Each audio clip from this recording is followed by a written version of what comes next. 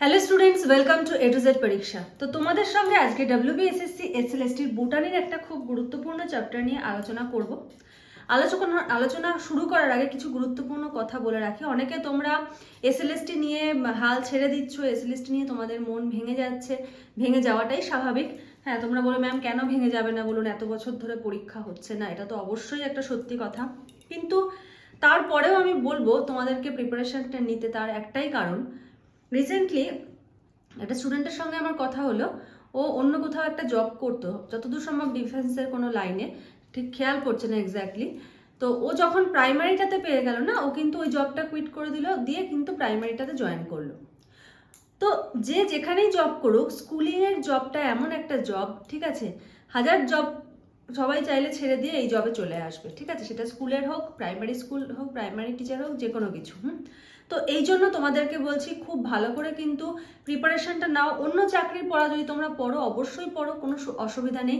কিন্তু যদি বিএড করা থাকে, তোমার যদি কোয়ালিফিকেশান থাকে, তুমি কিন্তু তোমার যা সাবজেক্ট, সেই সাবজেক্টের যে সিলেবাসটা কিন্তু অ্যাটলিস্ট তুমি পড়ে ভালো করে কমপ্লিট করে রাখো।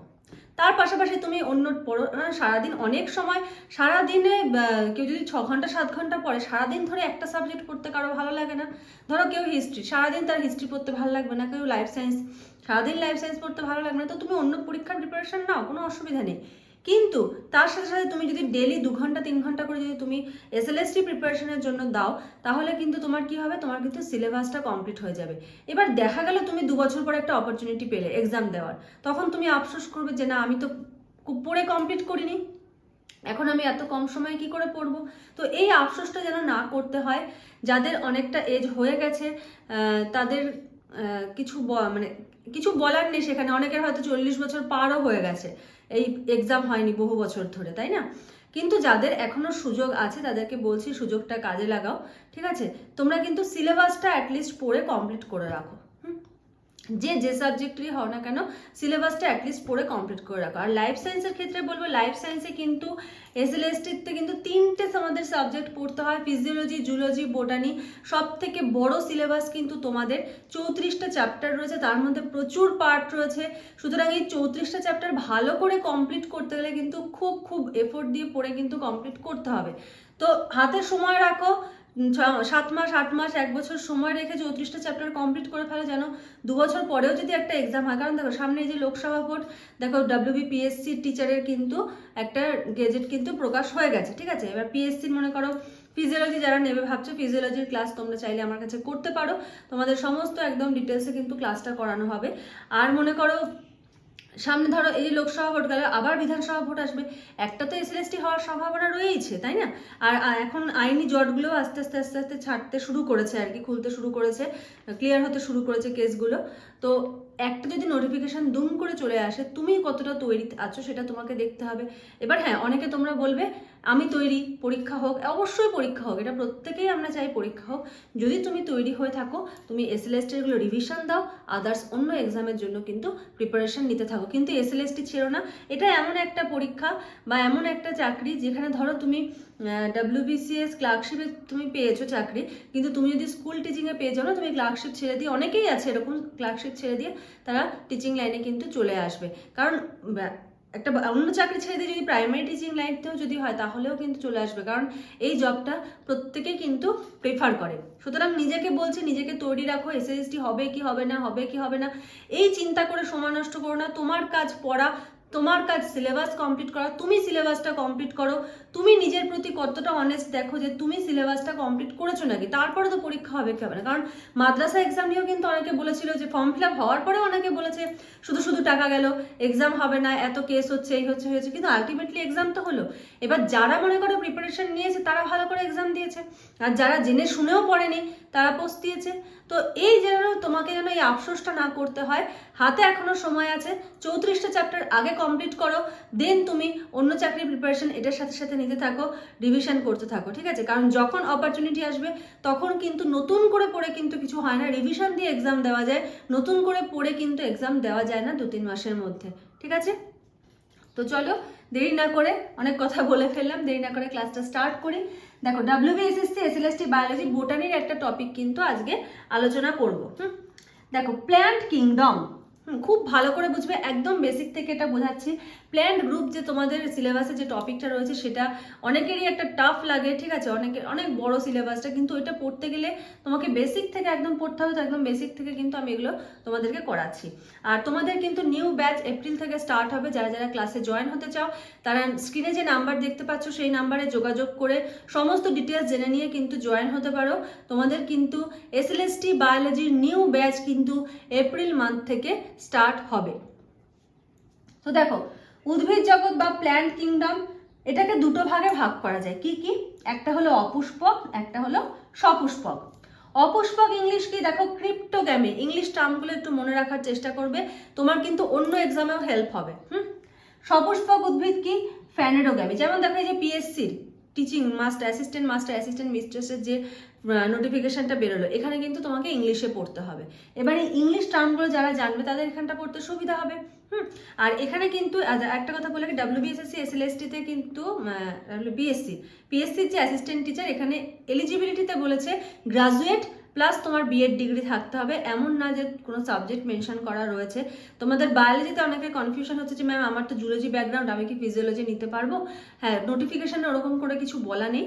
হ্যাঁ, তুমি চাইলে নিতে পারো, বা ধরো কেউ ফিজিওলজি ব্যাকগ্রাউন্ড, কেউ জুলজি নিতে চাইছে, জুলজি চাইলে নিতে পারো। যার যে সাবজেক্ট ইচ্ছা সেটা তোমরা মোট কথা নিতে পারো। কারণ অনেকেই আছে বায়োটেকনোলজি পড়েছে, নিউট্রিশন পড়েছে, ওরা তাহলে কোন সাবজেক্ট নেবে? ওদের যেটা পছন্দ সেটা নেবে। তো এটা চয়েস করার স্বাধীনতা কিন্তু সবারই রয়েছে।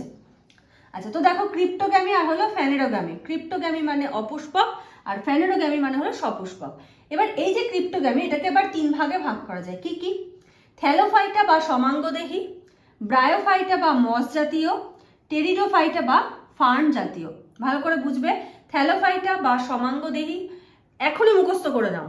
এখান থেকে যা যা প্রশ্ন আসতে পারে অনেকটা আমি ডিসকাস করেছি। এখনই ভালো করে ক্লাসটা শোনো, এখনই ভালো করে এটা কিন্তু মুখস্থ করে নাও, ঠিক আছে? থ্যালোফাইটা বা সমাঙ্গদেহী, ব্রায়োফাইটা বা মস জাতীয় উদ্ভিদ, টেরিডোফাইটা বা ফার্ন জাতীয় উদ্ভিদ। এবারে এই যে থ্যালোফাইটা বা সমাঙ্গদেহী, এটার আবার দুটো ভাগ আছে। কি কি? অ্যালগি আর হলো ফাঙ্গি, ঠিক আছে? এছাড়া লাইকেন এবং ব্যাকটেরিয়াও আছে। মূল ভাগ কিন্তু অ্যালগি আর ফাঙ্গি। অ্যালগি মিন্স শৈবাল আর ফাঙ্গি হলো ছত্রাক। তাহলে এই গেল হলো অপুষ্পকের ভাগ। এবারে দেখো সপুষ্পক। সপুষ্পকে কি বলেছে? সপুষ্পক ফ্যানেডোগ্যামি, এটার আবার দুটো ভাগ। কি কি? জিমনোস্পার্মি বা ব্যক্তবীজী উদ্ভিদ আর অ্যাঞ্জিওস্পার্মি বা গুপ্তবীজী উদ্ভিদ, ঠিক আছে? এবারে এই যে অ্যাঞ্জিওস্পার্মি বা গুপ্তবীজী উদ্ভিদ, এটার আবার দুটো ভাগ রয়েছে। দেখো, মোনোকটিলেডনি বা হলো একবীজপত্রী আর ডাইকটিলেডনি বা দ্বিবীজপত্রী। মোনো মিন্স এক, এটা দিয়ে মনে রাখবে একবীজপত্রী, আর ডাই মিন্স দুই, মানে দ্বিবীজপত্রী। এই গেল হলো মূল যে প্ল্যান্ট কিংডমের একটা ফ্লোচার্ট, ঠিক আছে? বইতে তোমাদের অনেক ডেসক্রাইব করে রয়েছে, অনেক ব্যাখ্যা করে রয়েছে।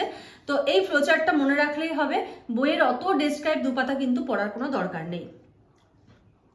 আর যদি যারা আমার কাছে ক্লাস করতে চাইছো বা করবে ভাবছো কি মানে করবে কিনা ভাবছো আর কি, তাদেরকে একটা কথা বলি, আমি যেটুকু নোটস প্রোভাইড করব ওটুকুই এনাফ। তোমাকে কোনো বই খুঁজতে হবে না, কোনো কিছু খাটনি করতে হবে না। যারা মনে করো পিএসসির জন্য পড়বে, PSC assistant master and assistant মিস্ট্রেসের জন্য পড়বে, তোমাদেরও কিন্তু কোনো বই খুঁজতে হবে না। সমস্ত নোটস কিন্তু আমি প্রোভাইড করে দেবো। তোমাদের কিন্তু প্র্যাকটিস সেটও করাবো আমি, ঠিক আছে? তোমাদের একদম প্র্যাকটিস সেট PDF সহ প্রোভাইড করে কিন্তু প্র্যাকটিস সেট করানো হবে। সুতরাং কোনো রকম কোনো টেনশনের কিছু নেই। দেখো, ক্রিপ্টোগ্যামি বা অপুষ্পক উদ্ভিদ কি আসছে? ক্রিপ্টোগ্যামি বা অপুষ্পক উদ্ভিদ বৈশিষ্ট্যগুলো দেখো। এক্ষেত্রে উদ্ভিদের ফুল ফল ও বীজ হয় না। অপুষ্পক তার মানে কি হবে না? ফুল ফল ও বীজ হবে না। দেহ মূল, কাণ্ড ও পাতায় বিভেদিত হতে পারে, আবার নাও হতে পারে। অপুষ্পকের ক্ষেত্রে কি দেহটা মূল, কাণ্ড আর পাতাতে ডিভাইডেড হতেও পারে, আবার নাও হতে পারে, ঠিক আছে? এবারে দেখো, অপুষ্পকের মধ্যে আমরা একটা ভাগ কি পড়লাম? প্রথম ভাগটা পড়লাম থ্যালোফাইটা, ঠিক আছে? এবার থ্যালোফাইটা দেখো কি বলেছে। থ্যালোফাইটাতে বলেছে দেহ মূল, কাণ্ড ও পাতায় বিভেদিত হয় না। থ্যালোফাইটার ক্ষেত্রে কি দেহ মূল, কাণ্ড আর পাতায় বিভেদিত হয় না। ইচ অ্যান্ড এভরি টপিক বইতে এগুলো কিন্তু ডিটেলসে এক ঢালা করে লেখা। সেখান থেকে কিন্তু মেইন যে জায়গাগুলো যেখানে MCQ আসার মতো সেগুলো আমি তুলে ধরেছি তোমাদের এখানে। প্রত্যেকটা পয়েন্ট চাইলে তোমরা খাতায় নোট ডাউন করে নিতে পারো, ঠিক আছে? খুব ইম্পর্টেন্ট প্রত্যেকটা জায়গা। আচ্ছা, দেহ মূল কাণ্ড আর পাতায় বিভেদিত হয় না, তাই এদের থ্যালাস বলা হয়। ঠিক আছে, থ্যালাস বা দেহ এই টার্মটা প্ল্যান্ট গ্রুপ পড়তে গেলে বহু জায়গায় পাবে। এদের দেহ বা থ্যালাসটি একই রকম, তাই এদের সমাঙ্গদেহী বা থ্যালোফাইটা বলা হয়। এদের দেহ বা থ্যালাসটা কি একই রকম। ধরো আমি অ্যাজ ফর এক্সাম্পল বলছি সার্কেল, পুরোটাই সার্কেল, স্কোয়ার পুরোটাই স্কোয়ার। তো একই রকম বলে এটাকে সমাঙ্গদেহী বা থ্যালোফাইটা বলা হয়। থ্যালাস এককোষী বা বহুকোষী হতে পারে। থ্যালাস কি হতে পারে? এককোষীয় হতে পারে, বহুকোষীয় হতে পারে। জননাঙ্গ কেবলমাত্র এককোষী। এই পয়েন্টটা খুব ভালো করে মাথায় রাখবে। যখন থ্যালাস বা দেহ যেটা আর কি, এটা এককোষীয় হতে পারে, বহুকোষী, কিন্তু জননাঙ্গ যেটা হবে সেটা কেবলমাত্র এককোষী হবে। ঠিক আছে, থ্যালোফাইটার ক্ষেত্রে।